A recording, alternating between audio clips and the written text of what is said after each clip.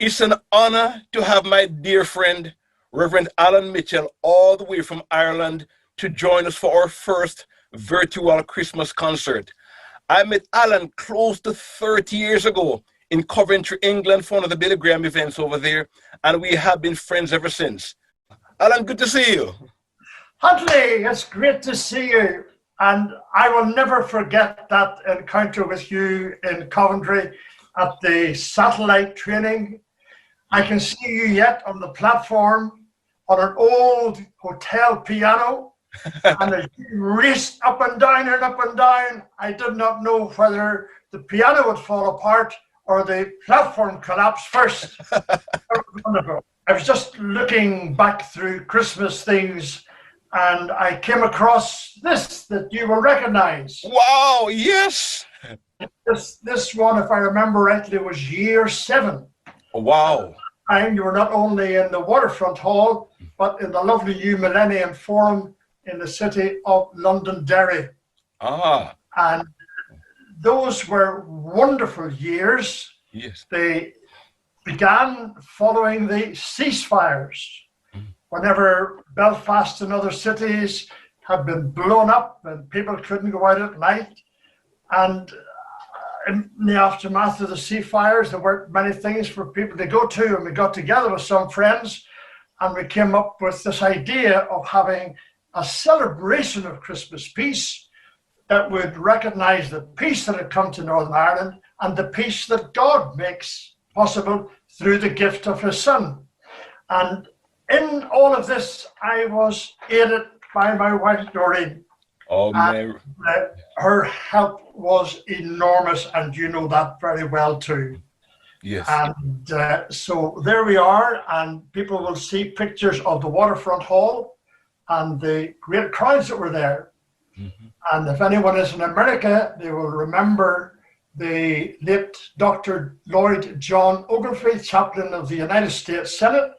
He and I became great friends, and he came over in 1999. And you remember that well. Yes. And on that occasion, we had 2 evening celebrations and 1 afternoon one. And that was about 5,000 people. Such was the hunger for the kind of event that we put together with your help and Neville York and yes. John Shire. Yes. We will never forget those days. Incredible days for sure. And I think, remember, we had Ruth Graham for one of the events and Kim Yep, as well. As well. And in case anyone thinks I'm joking, there is Huntley. And a lovely write-up about him. Oh, man. And we can never thank you enough for what you did in those years. And in all of that too, we had the support of the United States Consulate in Belfast. Yes. And for the very first one, you remember, we had a specially prepared video by President Clinton. Goes back many years. Especially for us at the end of the evening. Oh man, those are incredible days. No, Alan, the world is in turmoil right now. What would you say to people who are looking for peace? What would you say we can learn from Ireland?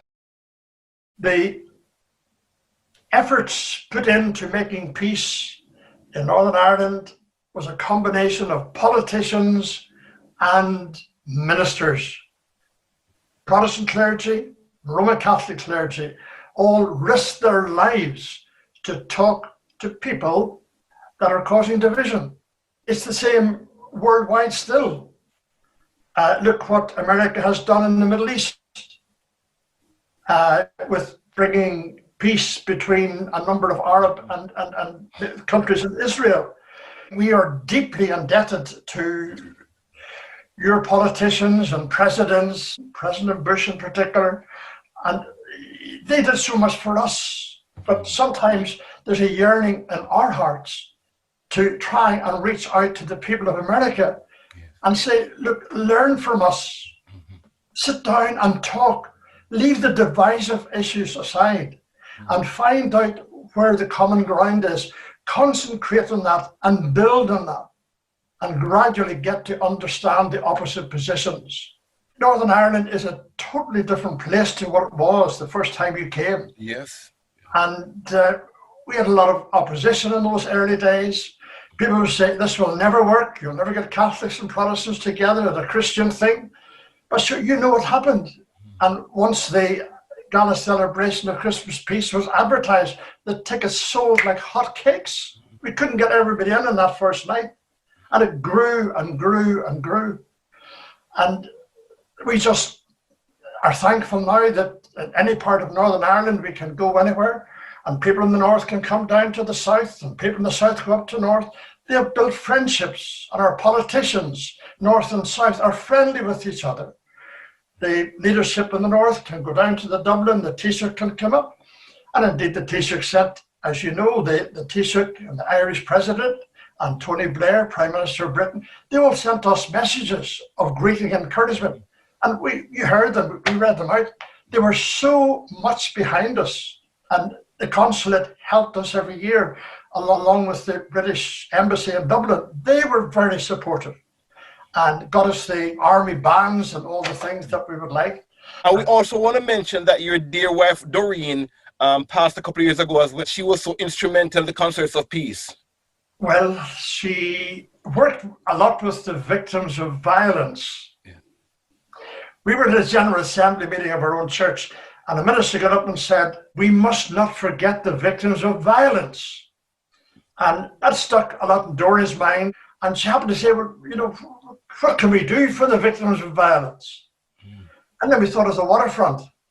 And we went to the victims' office in the Stormont apartment in Belfast and talked to them. And they gave us the names of all the victim support groups. And we wrote to them and said, look, this is all about peace and reconciliation. We will offer you free tickets if you want to bring a group to the waterfront.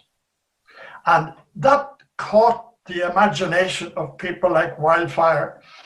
And this seemed impossible.